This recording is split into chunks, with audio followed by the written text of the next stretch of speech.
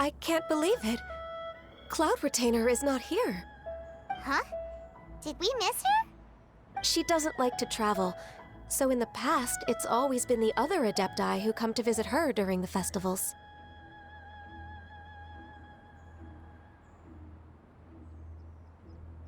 True. Now that I think about it, Cloud Retainer would be quite capable of taking care of anything on her own. There's no need to worry about her. Since she's not here, I guess the next step is to check all the other Adepti abodes, one by one. Uh-oh. Will it involve a lot more traveling?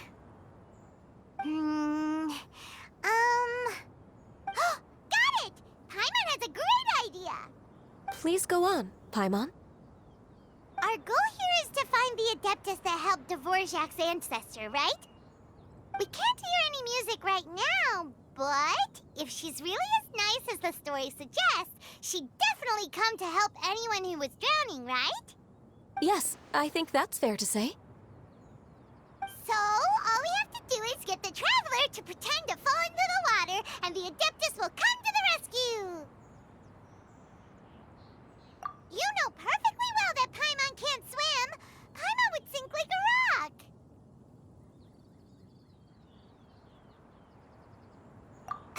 Just trust Paimon! The water's pretty deep over there! Quick, swim to the very center!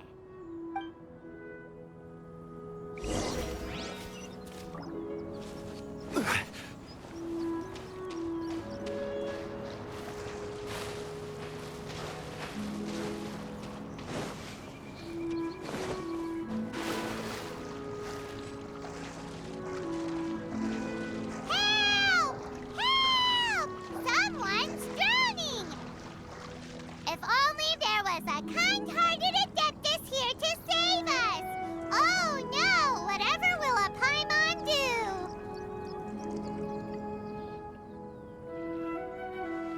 What is going on?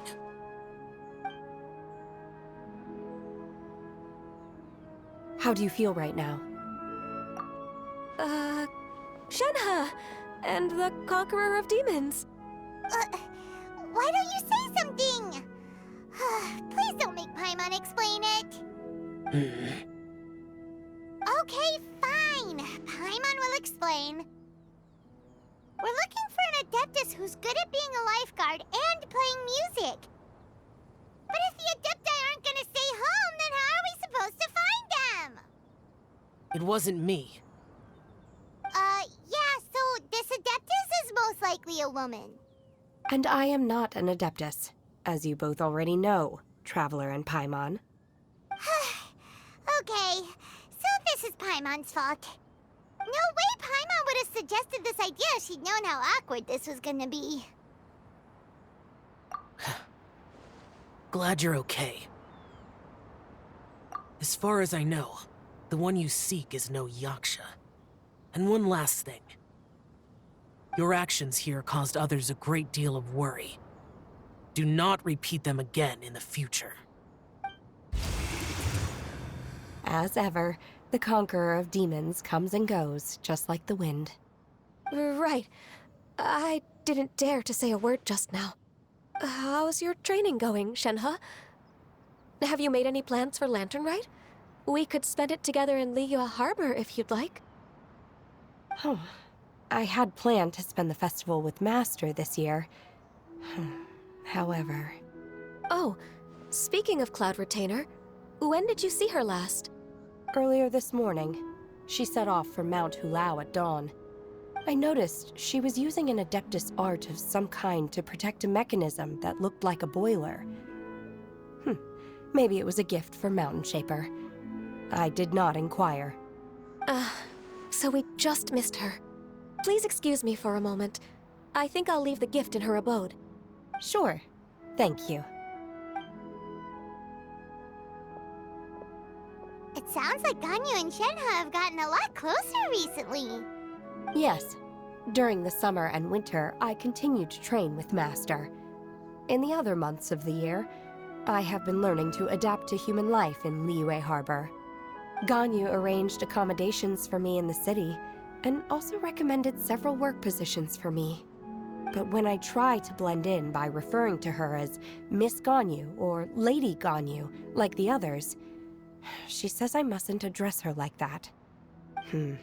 Sometimes I'm supposed to copy other people. Sometimes I'm not. It's a little difficult to keep track of everything.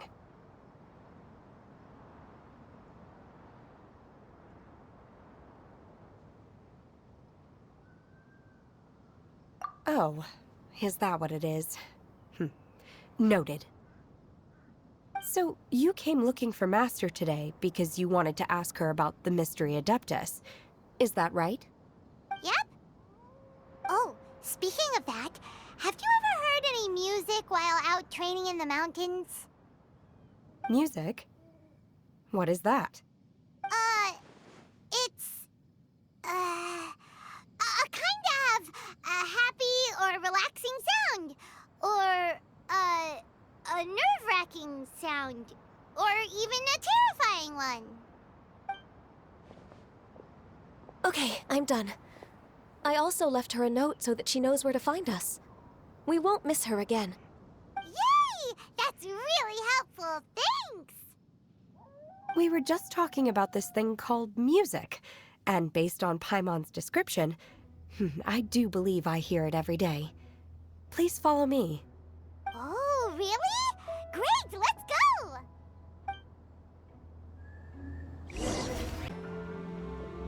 This is the place. I enjoy training here to the sound of music. Oh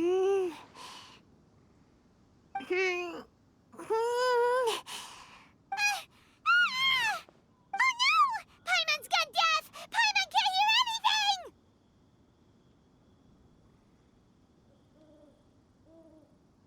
Oh, whew! Paimon hasn't gone deaf after all! Paimon heard you when you just spoke. Anyway, where is this music? The faint sound of birdsong, the quiet murmur of the streams.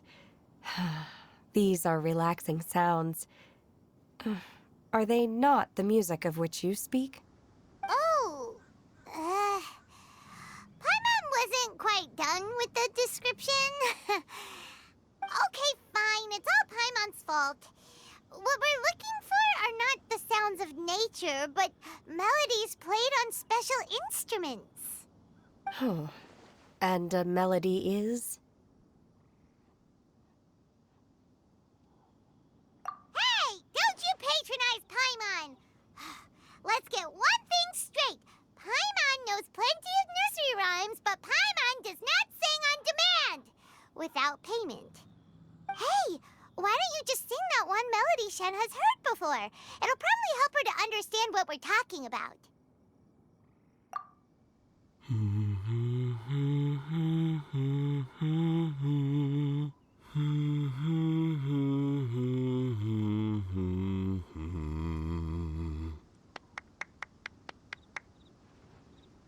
Oh, was that from the opera that Yunjin sang?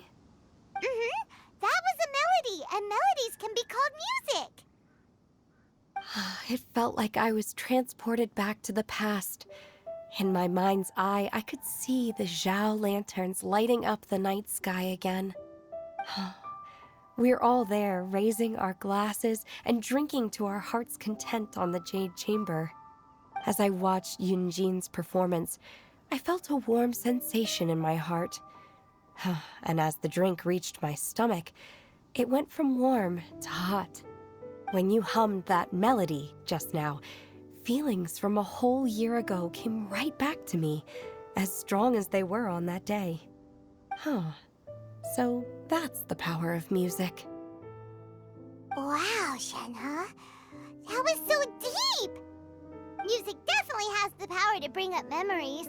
It's like a time capsule with all the special moments from our lives squished inside. What about you, Ganyu? Are there any melodies that have left a deep impression on you? I don't remember if my parents ever sang any lullabies to me.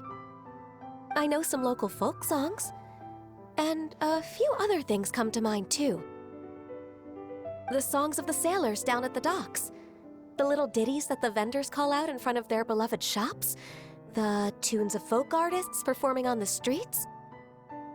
Yes, that's right. In the past, whenever I heard the sound of those tunes, I always felt that they were worlds apart from me. Nenny and Liyue probably view me as a non-human. And they are right, in the sense that I never could connect with humans' artistic expression and their sentiments. So I haven't been able to integrate into their community and be a part of their lives. At least, that's the view I held in the past. Only more recently did I start to realize that the only barriers are ones that I have erected with my imagination. The way those melodies make me feel isn't all that different from other people after all. They're about mundane details of everyday existence. Life's ups and downs, joys and sorrows.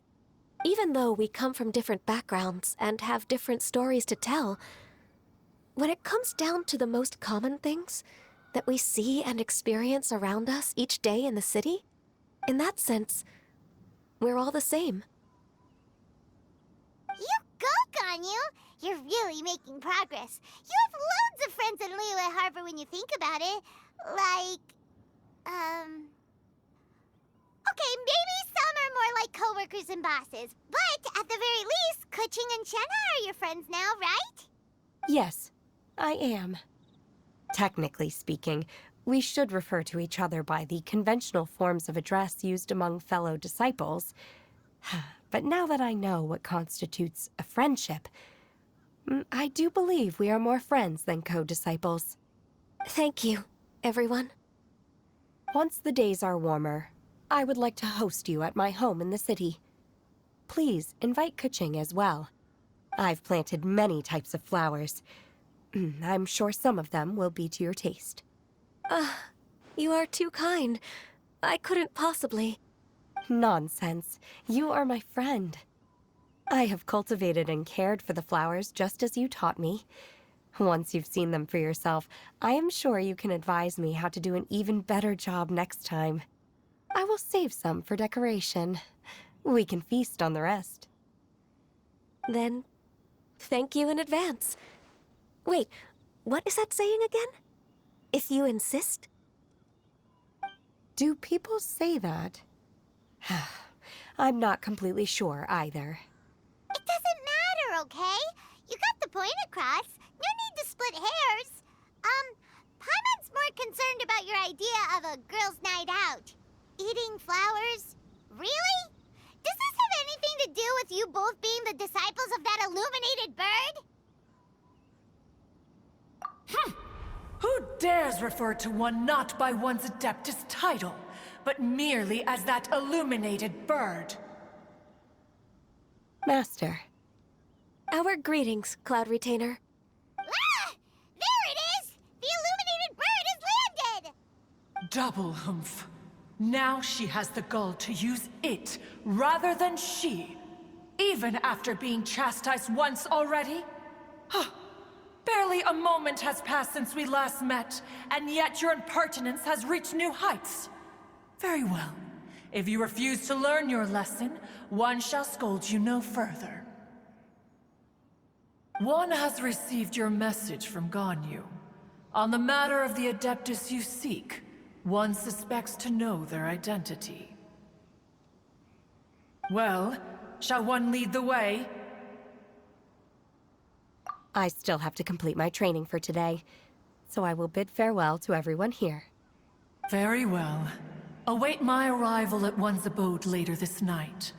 On this special occasion, you should indulge yourself with some savory dishes. If you want to release a Shao Lantern, come and find us anytime. Thank you, everyone. Happy Lantern Rite to you too.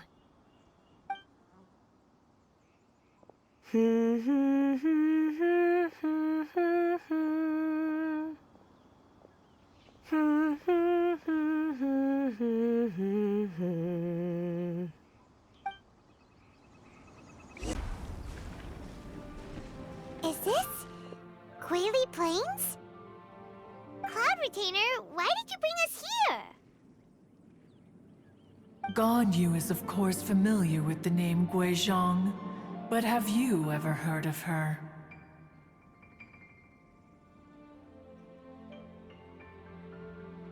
Guizhong is another name of Agentis, the god of dust. She was extroverted in nature and adored social gatherings and inventions alike. Long ago, this region was yet a prosperous assembly. Guizhong often invited her friends to visit her home, reserving for us seats around the largest stone table. Sea Gazer would always bring out his latest treasure and place it upon the table. He could be quite the braggart. Though usually a mild-mannered fellow, when it came to those collectibles he was so fond of, he always loved to show them off. Paimon remembers that name. So that's what Sea Gazer was like. He was an old friend and a former rival. One has many memories of him. Once he had brought out the treasure, it would predictably become the center of attention. Neither Guizhong nor one was content to let him just steal the spotlight. So we would then also present our proudest mechanical creations. As Adepti, we were each gifted in our own ways, and naturally proud of our accomplishments in our respective fields of expertise. As a result, one often quarreled with Sea Gazer. His treasures were not even of his own making. He just used his exploration skills to dig them out of the ground. How, pray tell, could he compare to me, when every single one of one's accomplishments were crafted by one's own hand? Cloud Retainer, you are getting competitive again. One digresses. Regardless, every time an argument occurred, Guizhong would come over to watch us during our mutual lambastics. On some occasions, she would join in, and on others, she'd take one of us by the limb and start uttering the most ridiculous nonsense. What kind of nonsense? No kind of nonsense were we spared. Sometimes she would brazenly opine, why argue between yourselves when neither of you could ever hope to beat me? Other times, she would make unsolicited suggestions, such as, once you two are done arguing, let's go to the foot of the mountain and grill some meat. She always sought to make everyone happy, and one must say, she had quite the gift for it. No matter what nonsense she said, one never felt bothered or offended. It also helped that she never referred to one as that illuminated bird or lady bird. Come on, get over yourself! Anyway, just as our impassioned arguments would reach the apex of acrimony, Marchosius would bring his delectable dishes to the table. Who would dare snub the stove god and his wondrous creations? At the sight of him, we would all immediately drop the argument and prepare the table for a night of feasting and drinking. Back then, one was always bothered by how the cups Rex Lapis brought were always too square for one's taste. Can you see yourselves ever enjoying a drink from a square cup?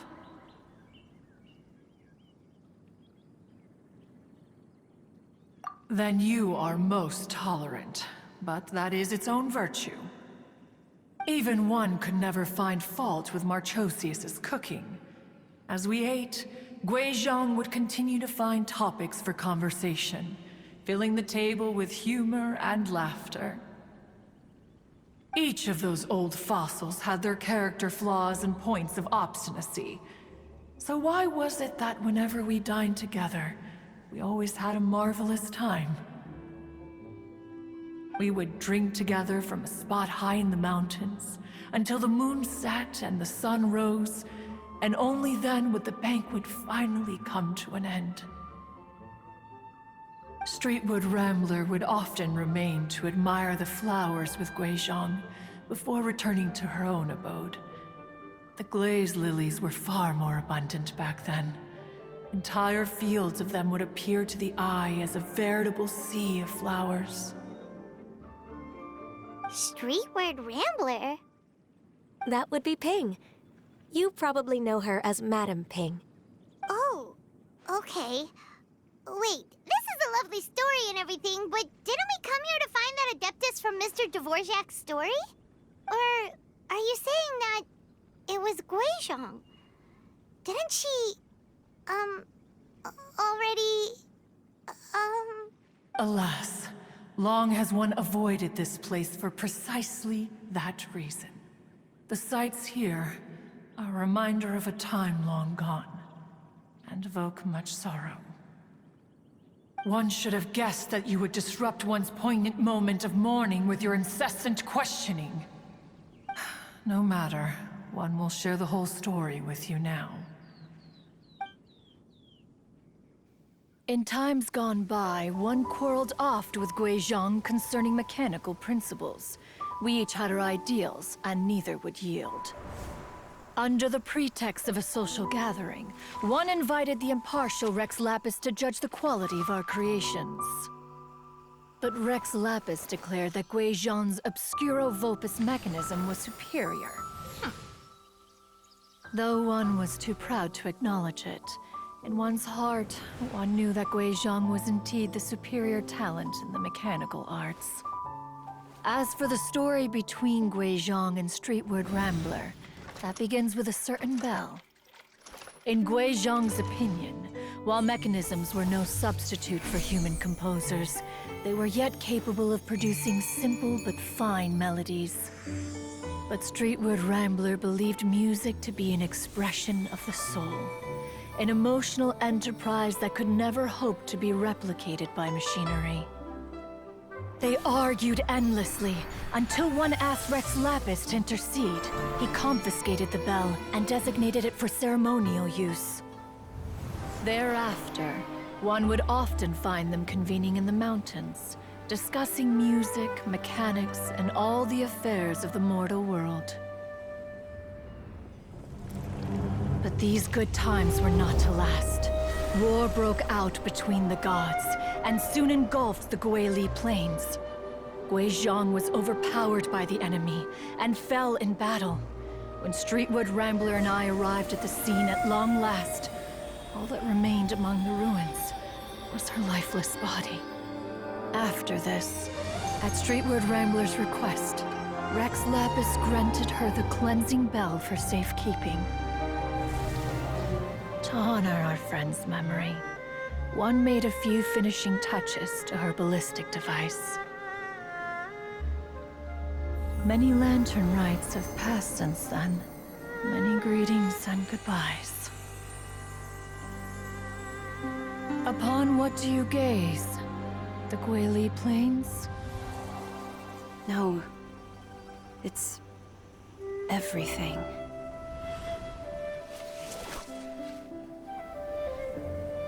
We think of human life as like a lantern that's lit one minute and extinguished the next. But are we Adepti so different? Perhaps as dust settles after a storm, we too must one day return to the world below. One has always been austere and private by nature, and has never relished socializing. One's dealings with Guizhong were born out of discussions on the discipline of mechanics. What? You have loads of friends, and you seem pretty chatty. Just because one is not ignorant of social graces does not mean one is fond of them. One is perfectly capable of partaking in conversation despite being introverted. But in the end, one is nothing like Streetward Rambler. She is dauntless but thoughtful, not to mention eloquent and wise. Moreover, her friendship with Guizhong was far greater than one's own. Back when they were rivals, they would often compete against one another in the realm of musical composition. That cleansing bell was one of Guizhong's proudest works, having the ability to both compose and perform. Wait, that's weird. Didn't Madame Ping say she pestered an old friend for that bell? And she also said something about being a vain beauty when when she was young or something. Streetward Rambler, a vain beauty. My foot. That bell has a sad history. Clearly, she refrained from sharing with you the truth of its origins, since the right time had not yet come. As for her old friend, who else could it be? As soon as Streetward Rambler heard that a certain Zhang Li wished to borrow the bell, she realized that the man was none other than Rex Lapis, and that he had made an enormous decision. After all, we all have known each other for several millennia. Some things between us are implicitly understood. Whoa! So they were talking in secret code? Oh, Paimon did not see that one coming. Enough of your intrusions. Where was one up to? Ah, yes. One remembers now.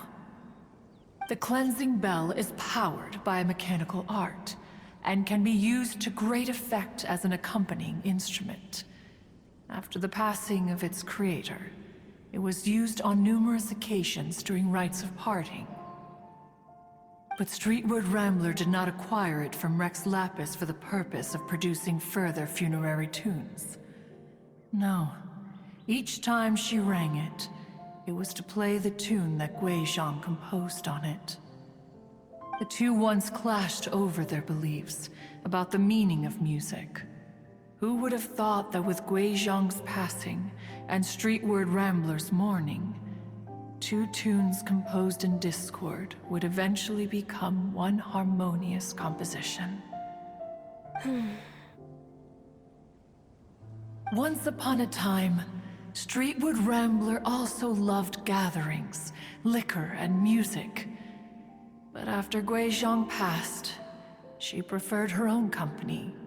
She could often be found sitting alone at a mountain summit, contemplating and reminiscing with her zither. The music would go from mournful to soothing to impassioned. Many years passed before she finally composed a melody to her satisfaction. In celebration, she played the tune to the clouds. Regrettably, one has only ever heard her play that tune once. Which brings one back to the matter you've been investigating. Perhaps it was during that performance that the ancestor of your Fontaine friend fell into the water and was saved by Streetward Rambler. But if she was so happy with the melody, why would she only play it once? One was also greatly perplexed by this. After suppressing one's curiosity for a long while, one finally approached her and asked why she would retire the tune after having spent so long on it. In response, she said, "Though the strings that played that melody survive, the one who inspired it is gone. Tell me, Cloud Retainer, when the one attuned to my soul is no longer here, who else could hope to understand this tune?" Aw, poor Madame Ping. I just remember being taken care of by you when I was young. Once the Archon War came to an end, I stayed behind in Liyue Harbor to honor my contract. Although I met Guizhong a few times, I never knew anything of this particular story. Guizhong was quite the visionary, but tragically passed before her time. Her manuscripts still lie unfinished in the realm of clouds. Blank pages give one cause for contemplation on what might have been. Had you not decided to search for that mystery Adeptus, perhaps these stories, too, would have been lost to the sands of time. As of now, you know the truth. That the Adeptus who rescued the drowning man was none other than Streetward Rambler. Do you intend to discuss this with her?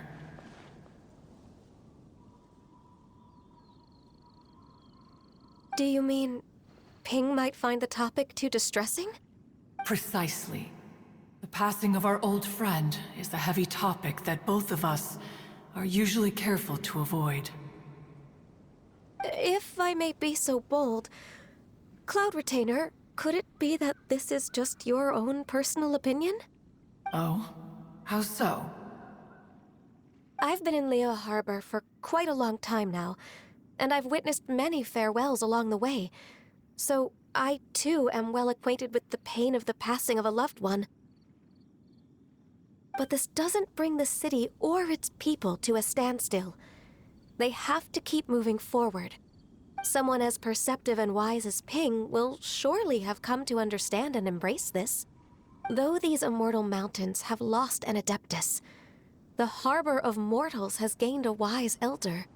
No loss can ever be undone, but there is always much that can still be gained. Ping has helped countless people, and will guide many others in the years to come.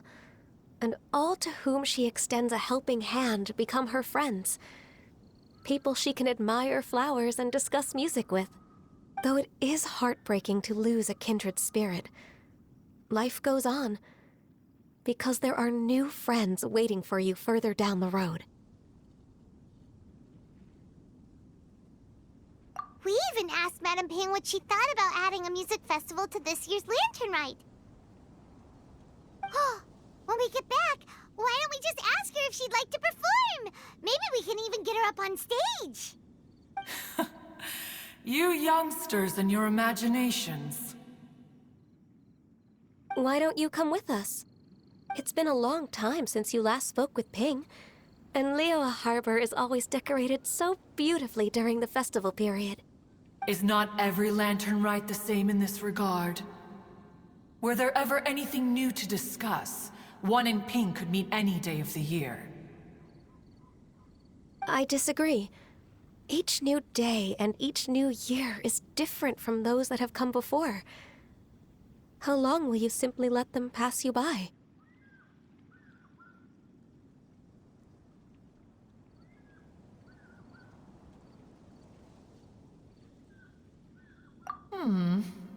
The edibles she brought this time were indeed quite delectable.